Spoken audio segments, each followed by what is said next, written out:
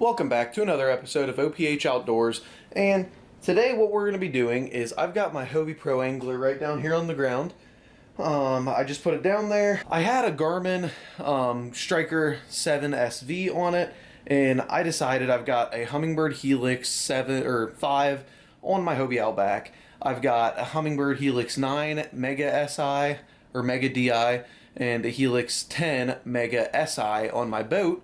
So why not just switch over my Pro Angler to a Helix 2? Instead of buying a whole new unit though, I have my Helix 9 right here that I have on my boat.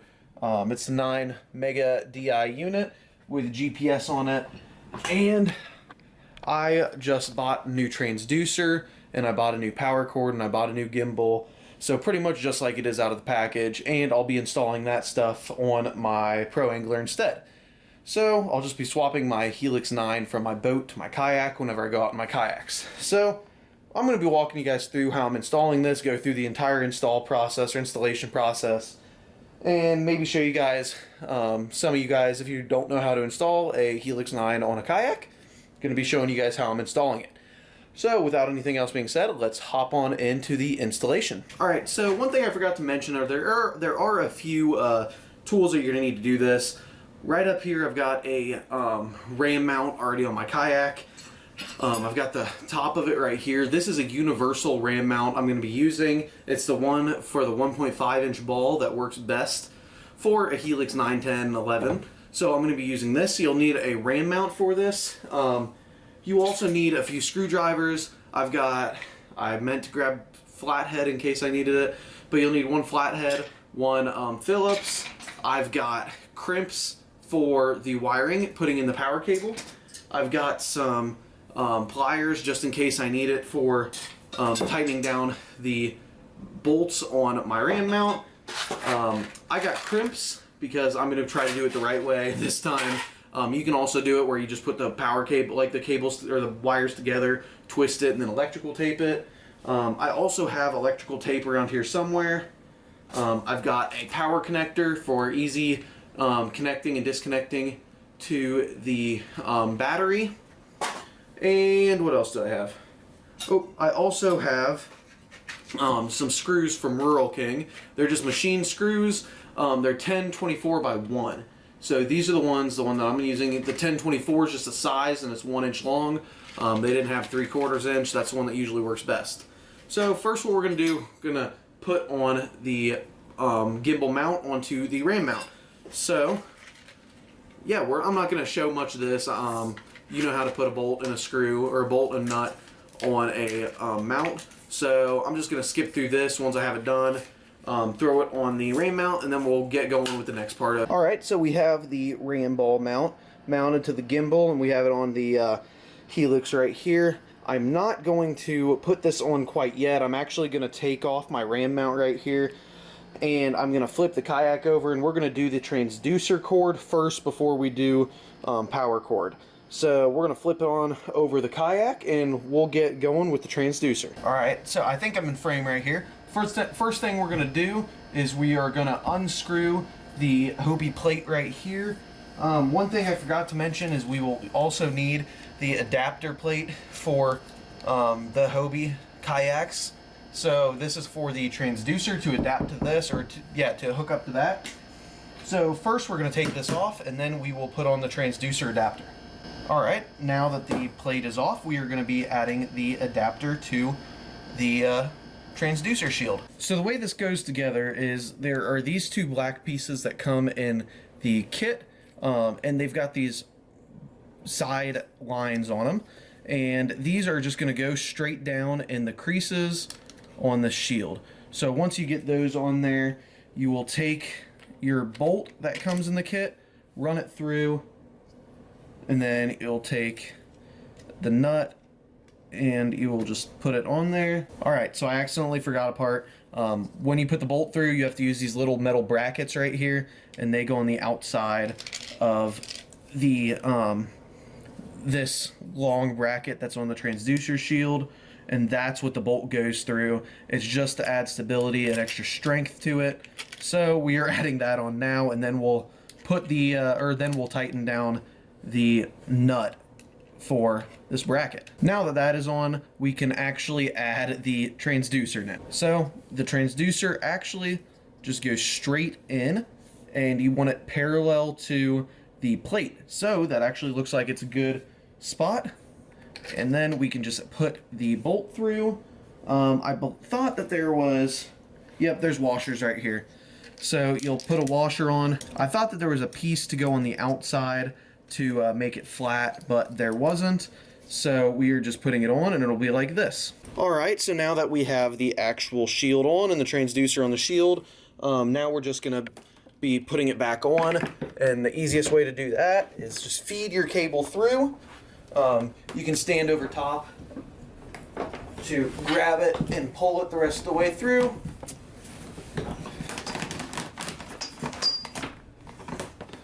So once you get it almost all the way through, you'll keep on pulling it, just throw it back on there, and then you'll just screw this back on. There you go, nice and tight on there. And now we can flip the kayak back over and finish the install. Okay, now is the trickiest part of the entire install, and it is feeding this cable from where it comes through the hole into this little hole. Now this right here is your transducer hole through, or your through hole fitting, and the way to get to that is you have to open up your back hatch, and you have to reach down and through there, and on the back there is a washer. So there, I did it. I got the washer off the back there, you can see, and then after that you can just pull the fitting right on out, and yeah, we'll go from there. All right, from there is just finding the right size grommet to go through the hole. Since I have already had a fish finder on here, I already have the grommet on, and this one right here fits the cord already. So now with that said, we are going to feed this through the hole, the transducer cable, and then we will finish adding the transducer. So the way we're going to do this is you just put this transducer cord, start feeding it through the hole, and then reach underneath and pull it out. From there, you want to put the nut back on it, which is right here, and you want to put the part with the grips on it facing up, so then it goes back on the right way. And then you just feed, or you pull the cord back through until it is not completely tight, but at least snug against there. And then we can add the actual grommet back on. One thing I forgot to throw back on is the rubber washer. This goes on top of the fitting. So you'll feed that through, just put it over top of the other washer, and then you'll run it all the way down until you're at the hole, and then you'll pull it out of the hole. So there it is. It's right up here. And now we will put our grommet for the cable on the cable, and then you will add the plastic cap back onto it. Then you'll slip this rubber washer back up and over top of there, and then that's when you can pull it tight onto the hole. So there we go. We've just pulled it back into position, and now the last part with this is going to be putting the washer back on, and then tighten it down. You don't want it to be too tight though, because you don't want to crush that rubber grommet to where it doesn't complete a seal. And then from there, you will just take your transducer cord and you will feed it back down through, so then you can open up your middle hatch and reach it. So at this point, we open up the middle hatch, and we want to take out the divider that you have in here. And then you're going to get in here into the hatch. You're going to have to reach up here, find the cable, and then pull it all the way through. All right, so now we're on to the easy part. Right here, as you guys can see, I know it's a little bit dark. I'm sorry, I was wanting to do this outside, but all of a sudden a storm showed up, so I couldn't do this outside. So right here is another through hole. We are going to be unscrewing that and then continuing the build. And then it just pops on off like that. Then now what we can do is you'll take the transducer cord feed it right up through here. Then you'll pull through a little bit and you'll put this little rubber washer on. You are also going to feed the part with both positive and negative wires through that same washer. And then just slip it right down through the hole and try to push it towards the front of your kayak some. So then once that's done, we can finish the through hole.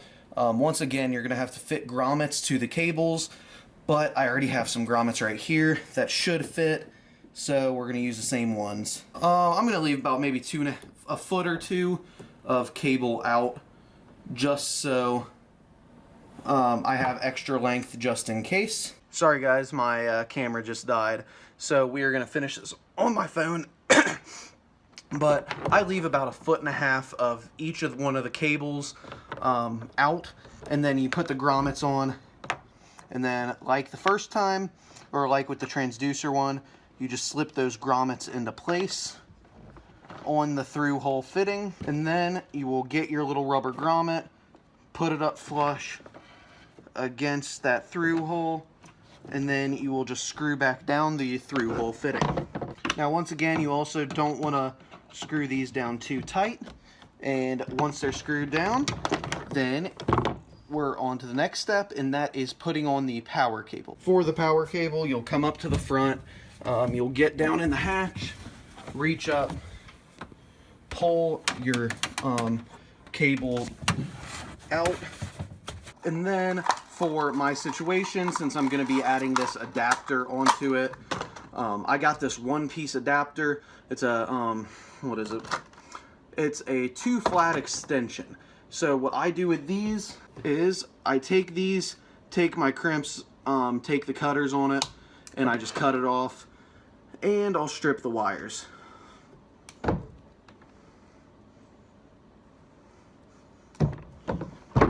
And there you go. With my cord, I will find the one that matches up with the connector. So I actually already grabbed it. Red's with red, white is with white. And from there, what we will do is we will take crimps, make sure you twist your cables or your wires, put the crimp over it, and then crimp it down. I always give them a little bit of a tug afterwards, make sure they're on there good. And then from here, we will put these onto the actual power cable coming from the through hole fitting. I'm not going to show that, but like me going through the process of doing the exact same thing, but I will show you guys after I do it. There you go, guys. They are now attached to the power cable that is on, or going to the through hole.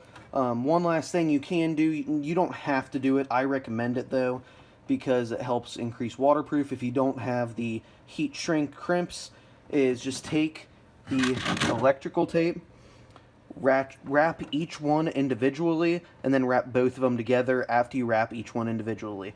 So I'm going to do that, and then we are going to hook it up to the battery, and we will get the fish finder on and see how it looks. We brought the Helix, we put it onto the ram mount, and have it on the H-rail. It does wobble a little bit, but it's nothing that's going to fall off. It's really well on there. It's not going to fall off with any waves on a kayak. Other than this, the only thing you can do is to get all the extra transducer cable, and you will wrap it up and then put a zip tie around it so it's nice and neat in your hole. But anyways, let's turn on the Helix and see how it looks.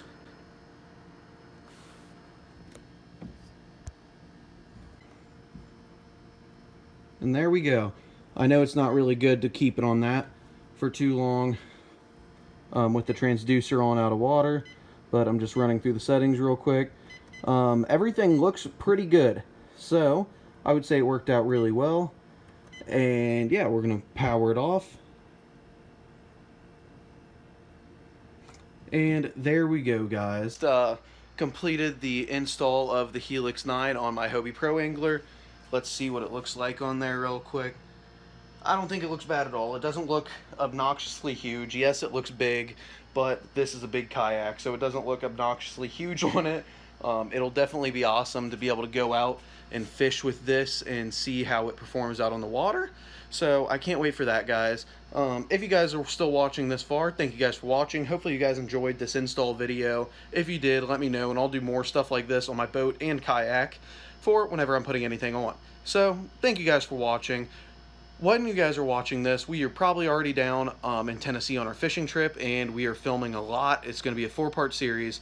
So that will be coming out here in a week and a half, or a week, somewhere on there, on March, I believe it's 15th. It's a Sunday, and that'll be premiering then. So make sure you guys tune in for that. It'll be an awesome little series.